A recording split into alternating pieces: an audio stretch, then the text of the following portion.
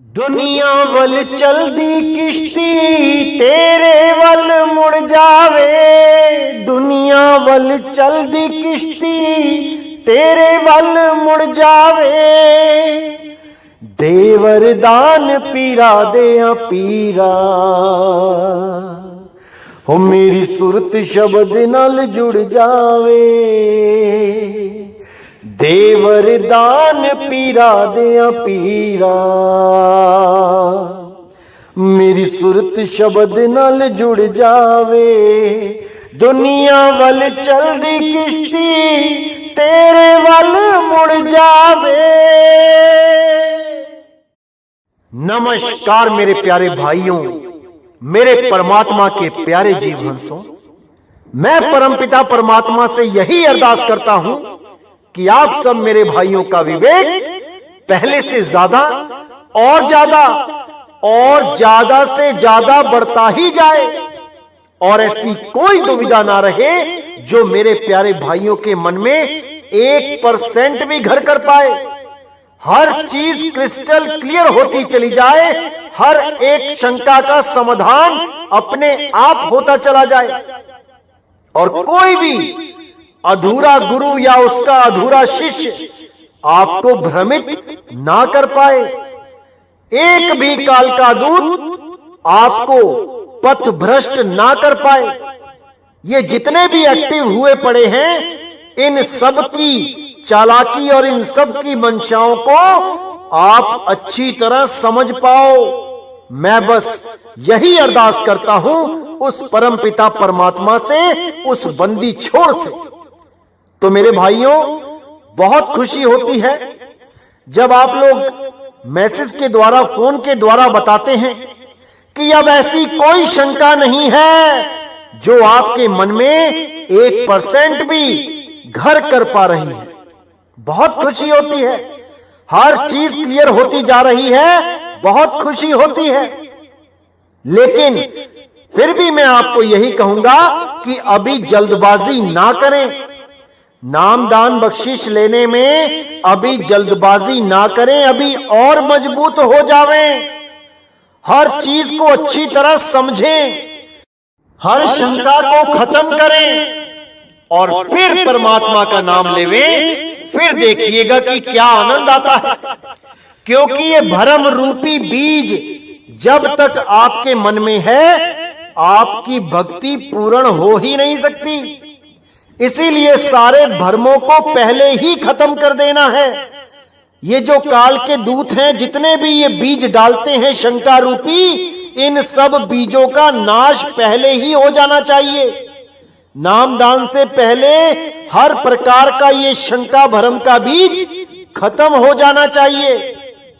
जब कोई भ्रम नहीं होगा, कोई शंका नहीं होगा, तो पूरे विश्वास के साथ जब आप भक्ति करोगे तो उसका आनंद ही कुछ और होगा। और आपकी भक्ति पूर्ण भी तभी होगी जब आपको पूर्ण विश्वास होगा। इसीलिए साहिब ने कहा, कहें कबीर सुनो भाई साधो, मैं तो हूं विश्वास में। अगर विश्वास ही नहीं हुआ तो भक्ति पूर्ण हो ही नहीं सकती। अभी बहुत से आएंगे आपके जीवन में जो आपको भरमाने में कोई कसर नहीं छोड़ेंगे, लेकिन आपने हर समय ऐसा जागृत रहना है कि कोई भी आपको भ्रमित ना कर पाए।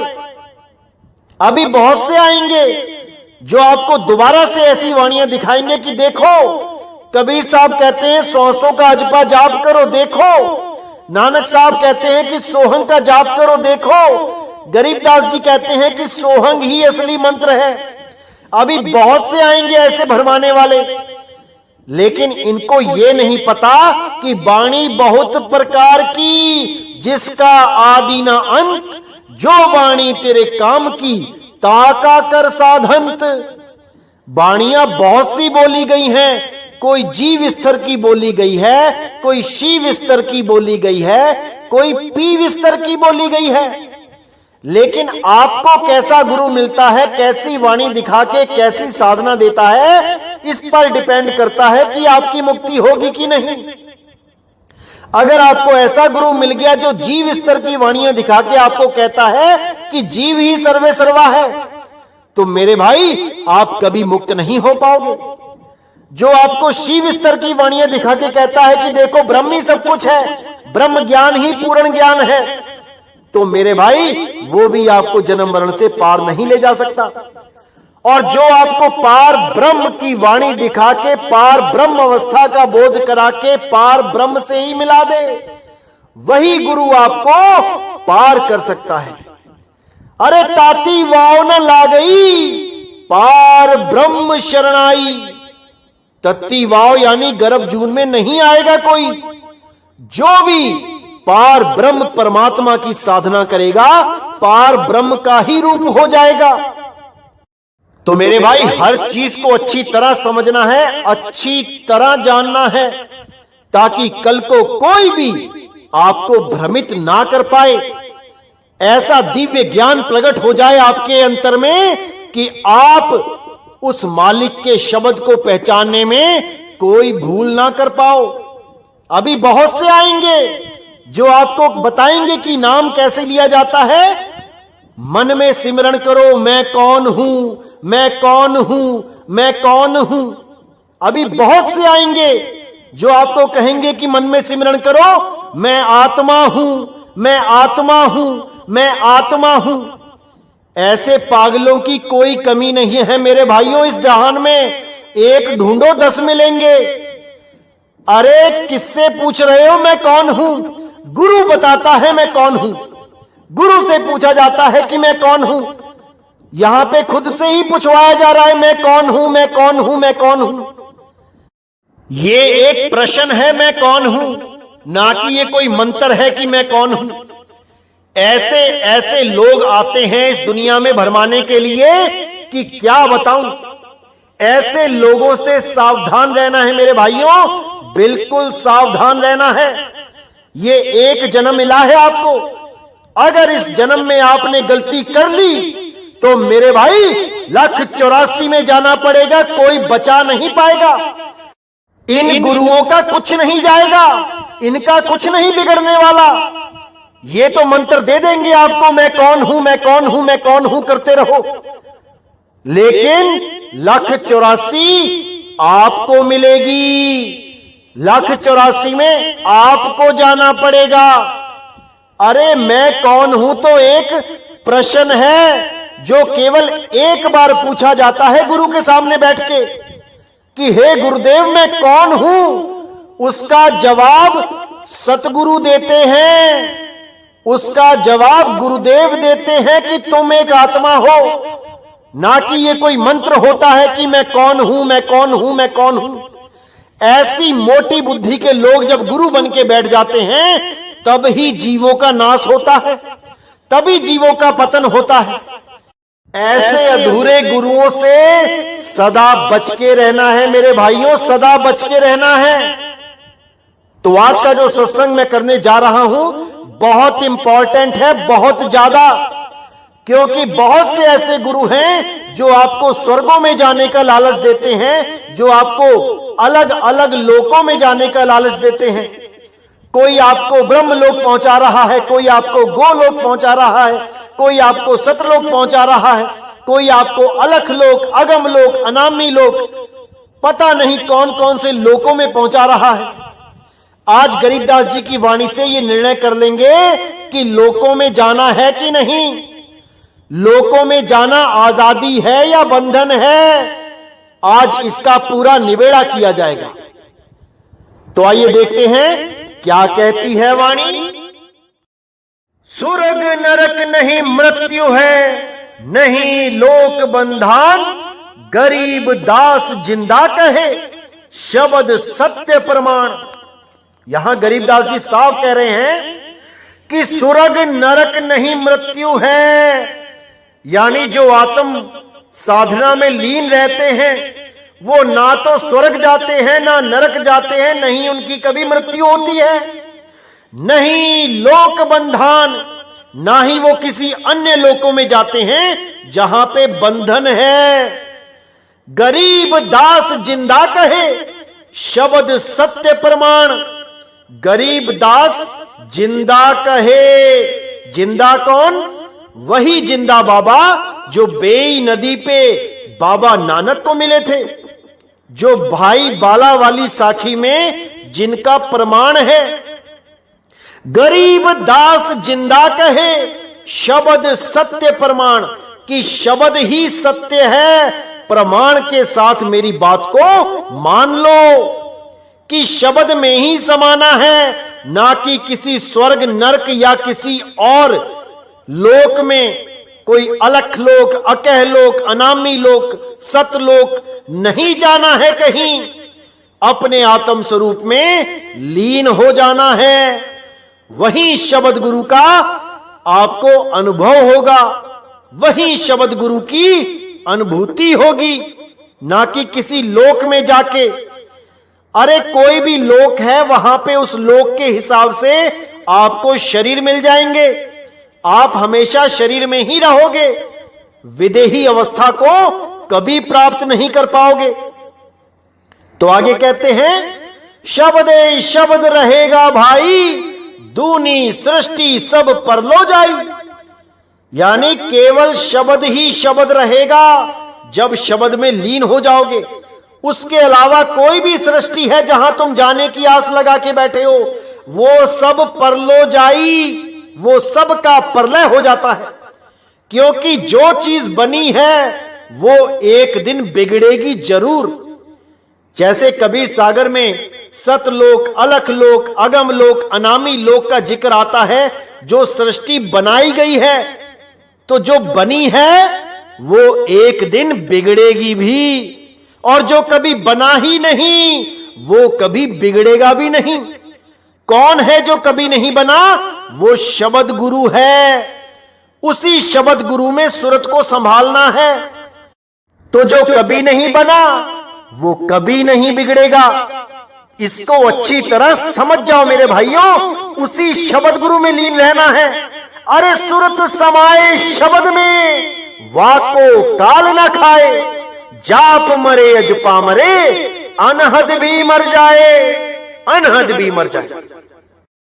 तो ऐसे बहुत से संत मिलेंगे आपको जो आपको इस भरम जाल में डालेंगे कि मैं तुम्हें सतलोक ले चलूंगा। वहां पे कबीर साहब मिलेंगे आपको, काली दाढ़ी में मिलेंगे, कोई कहेगा आपको सफेद दाढ़ी में मिलेंगे। ये सब माया के ही गुलाम हैं, ये सब माया के ही बशिंदे हैं, और ये माया का ही काम आसान करने के लिए इस दुनिया में आए हैं। ये आप लोगों को माया के जाल में ही उलझाने के लिए आए हैं। ये आपको देह की आस लगवाने आए हैं कि आप भी एक देही हो और परमात्मा भी एक देही है। ये लोग देह से ऊपर उठना ही नहीं जानते। इनका ध्यान केवल देह में ही रहता है। ये खुद को भी देह मानते हैं, आपको भी देह मानते हैं, और परमात्मा को भी देह घोषित करने में लगे रहते हैं। ऐसे लोगों को अगले जन्म में देह ही मिलती है, क्योंकि साहिब ने बोला है, जहां आशा तहां वासा। देह की उपासना करोगे, देह की आस लगाओगे, तो भाई देह ही होके आओगे, और विदेह की साधना करोगे तो विदेह हो जाओगे। इसीलिए साहिब ने बार बार समझाने की कोशिश करी कि देह से परे हो जाओ। परमात्मा देही नहीं विदेही है। इसीलिए नानक साहब ने उसको अजूनी सैभंग बोला। अजूनी यानी जो सब जूनों से रहित है, जो किसी जून में नहीं आता, वो है परमात्मा। वो आगे कहते हैं, चलसी कच्छ मच्छ कुरंभा, चलसी धौल धरणी अठखंबा, चलसी सुर्ग पताल समूलम, चलसी चंद सूर दो फूलम, जे आरंभ चले धर्मदासा, पिंड प्राण चलती घट श्वासा।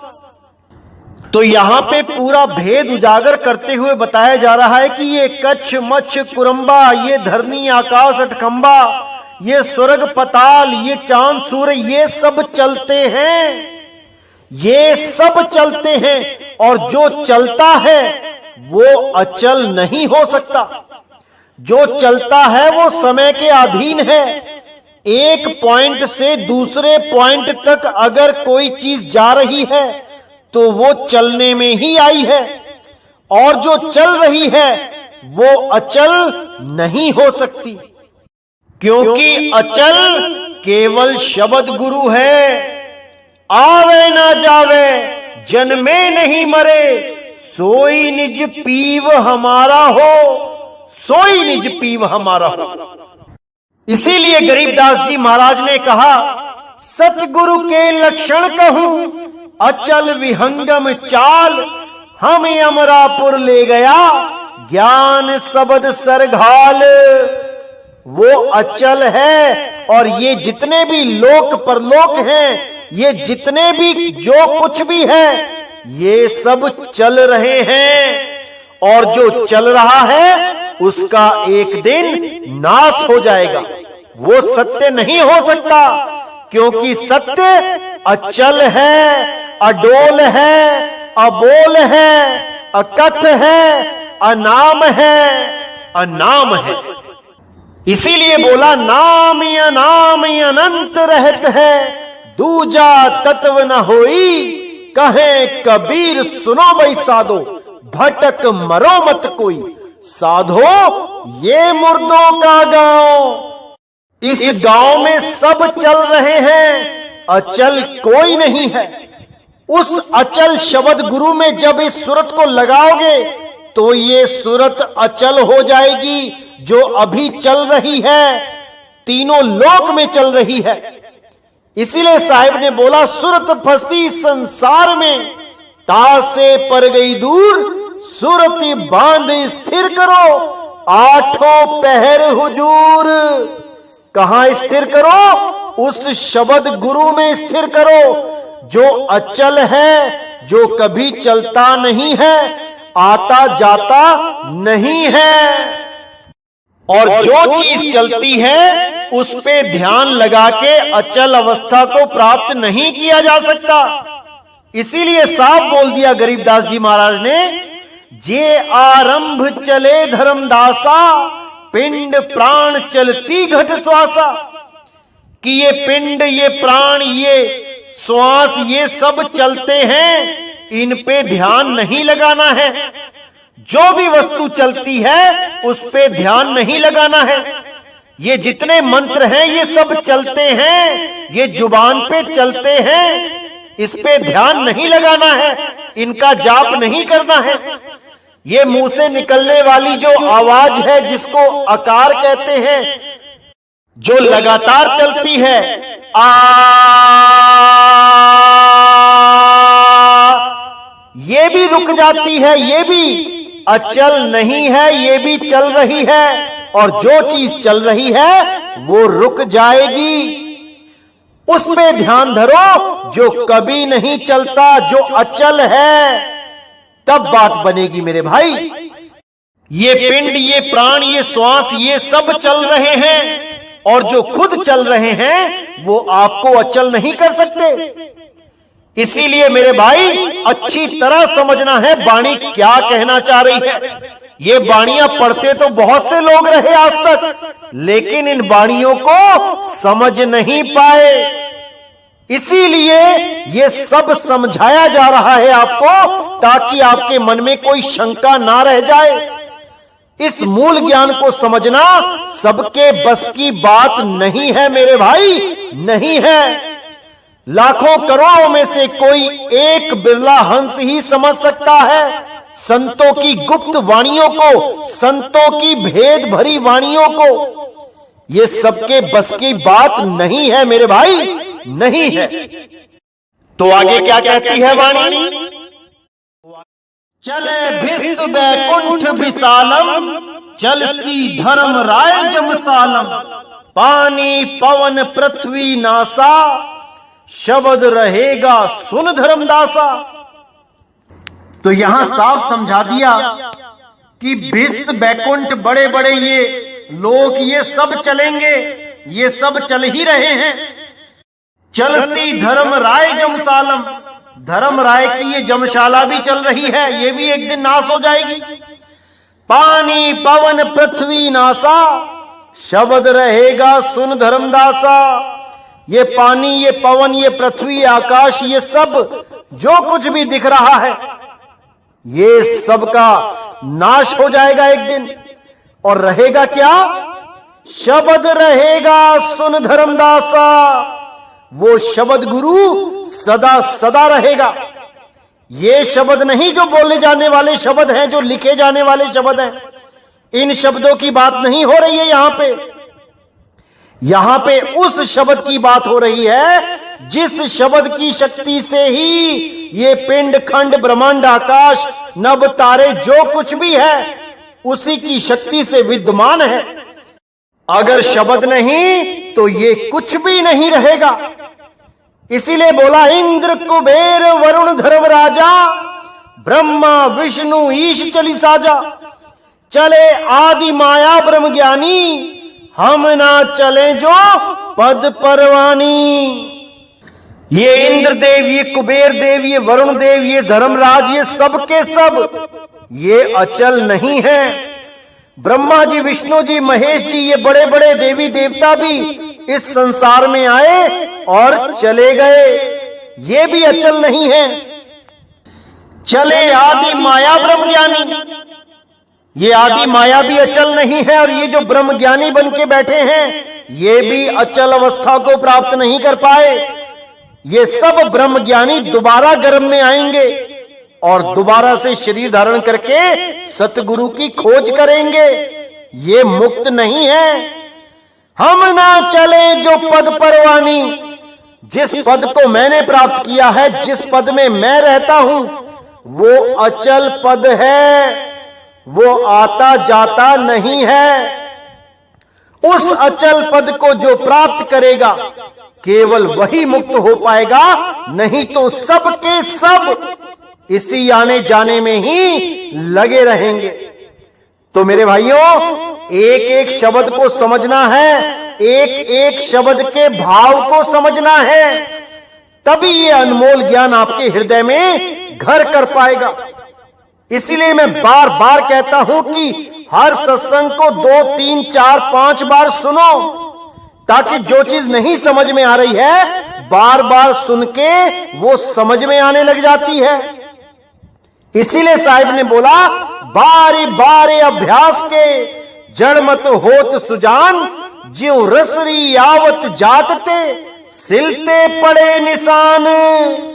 वो बार बार एक कोमल सी रस्सी पनघट पे आती है जाती है, आती है जाती है, तो उस कठोर पत्थर पे, शिला पे निशान छोड़ देती है।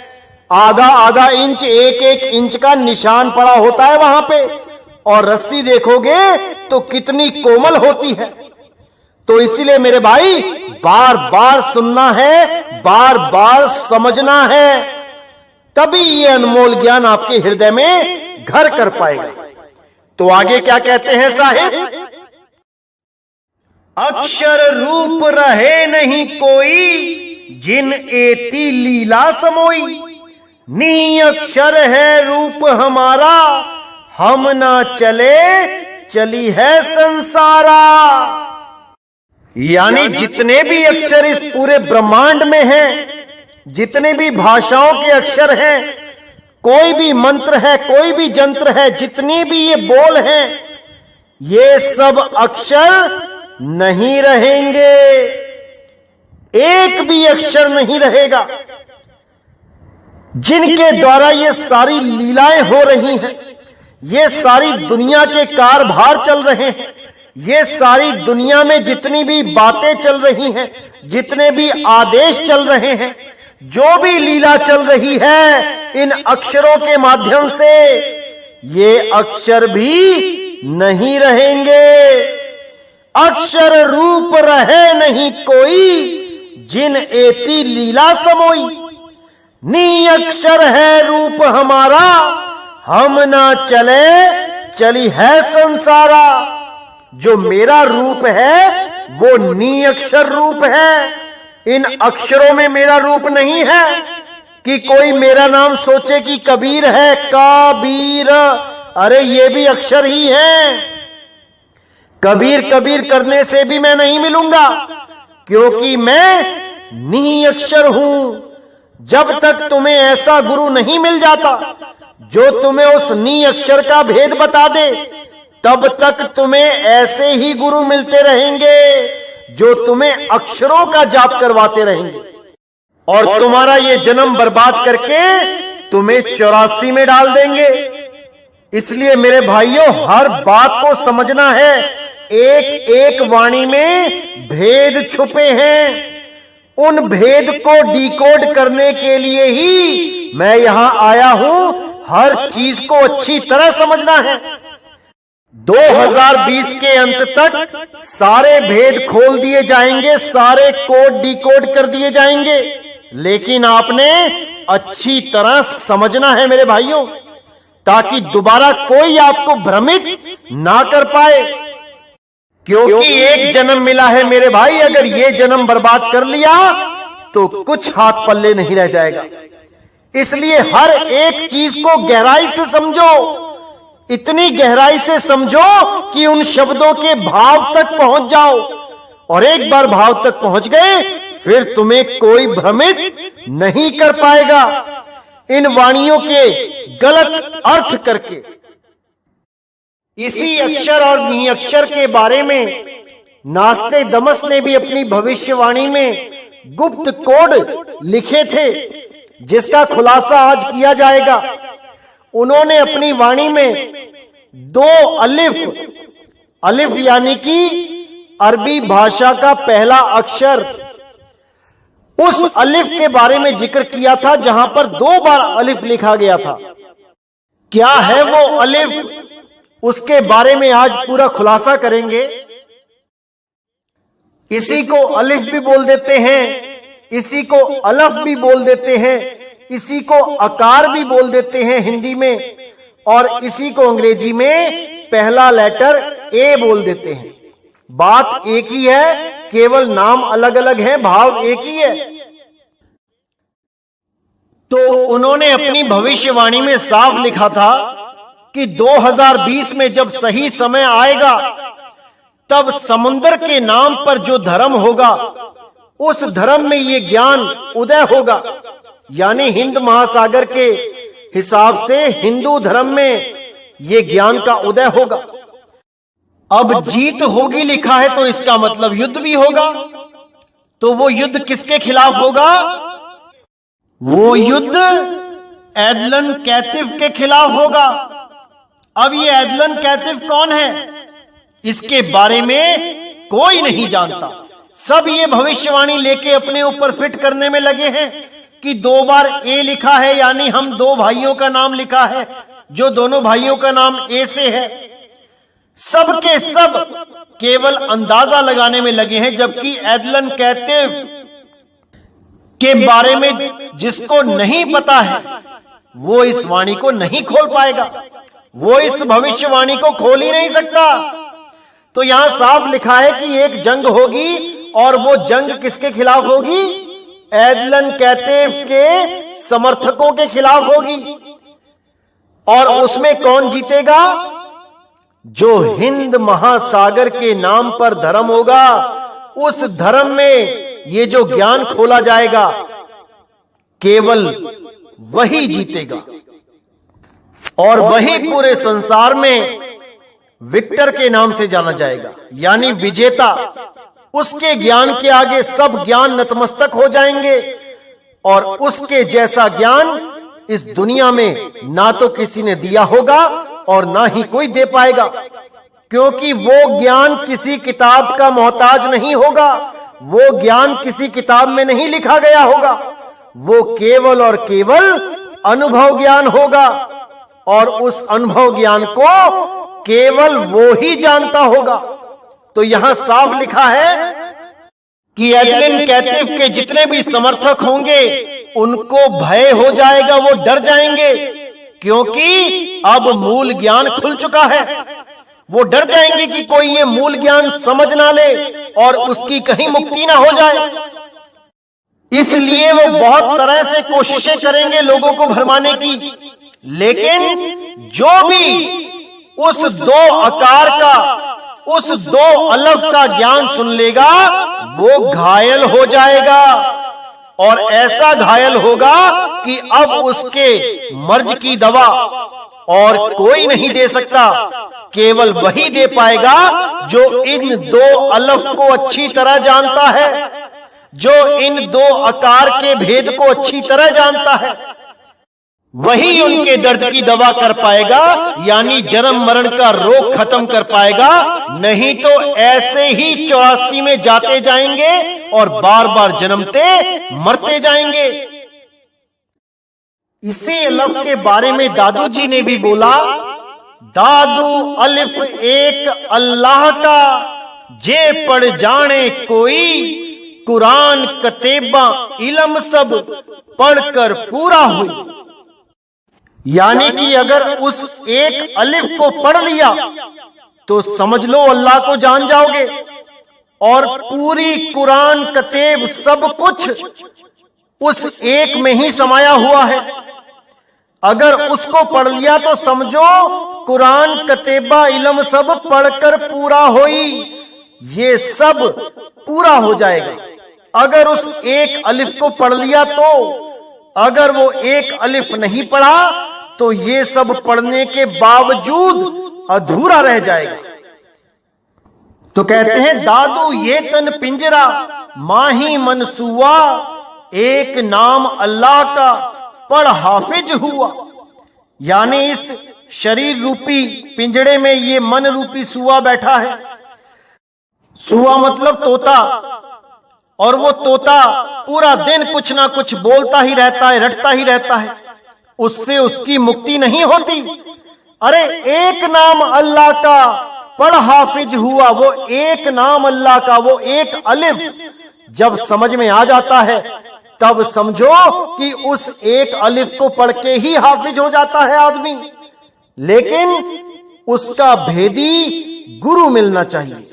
अगर भेदी गुरु नहीं मिलता है तो यही 52 अक्षरों में इंसान उलझ के रह जाता है, या फिर इस ब्रह्मनाद को सुनता सुनता जीवन बर्बाद कर देता है।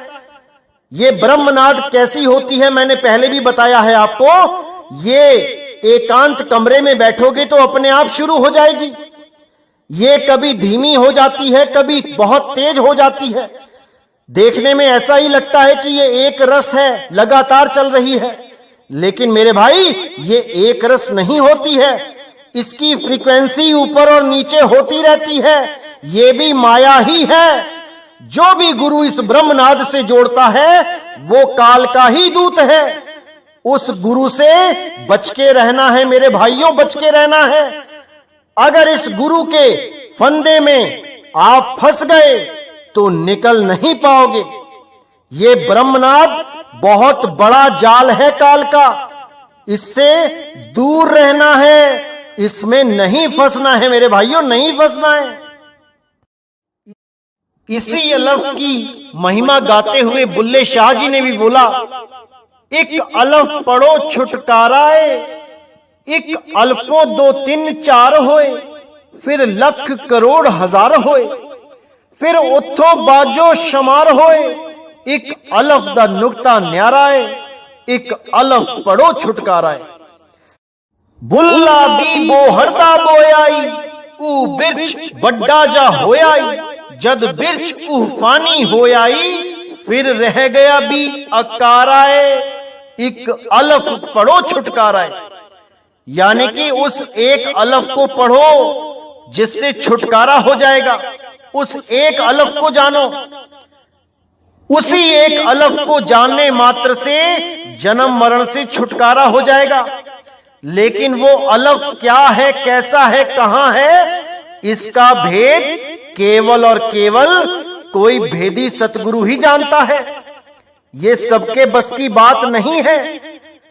सब आपको अक्षरों में उलझाएंगे, सब आपको मंत्रों तंत्रों में उलझाएंगे, सब आपको इस 3 लोक की धुनों में उलझा देंगे।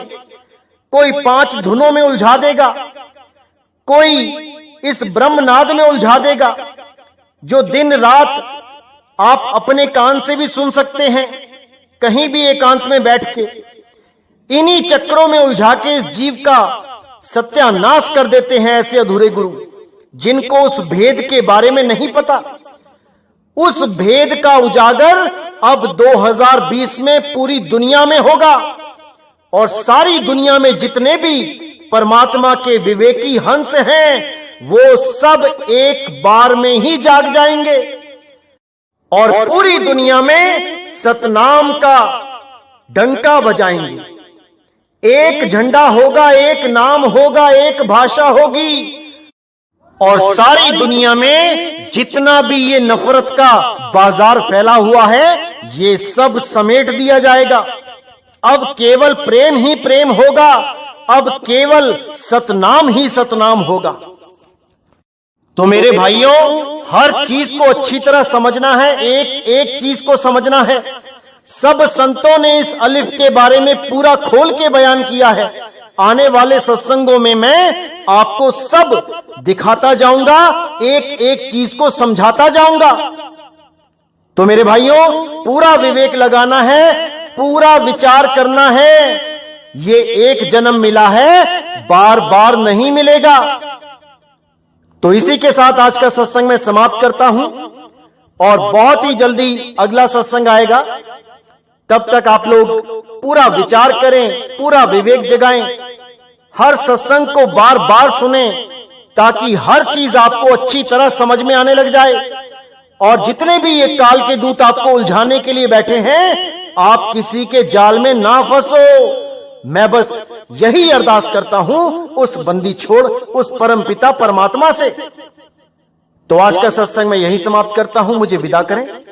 बोलिए सतगुरु बंदी छोड़ सतगुरु सत्य कबीर साहिब की सदा ही जय हो, सदा ही जय हो मेरे मालिक की साहिब बंदगी सतनाम। इसी अलफ की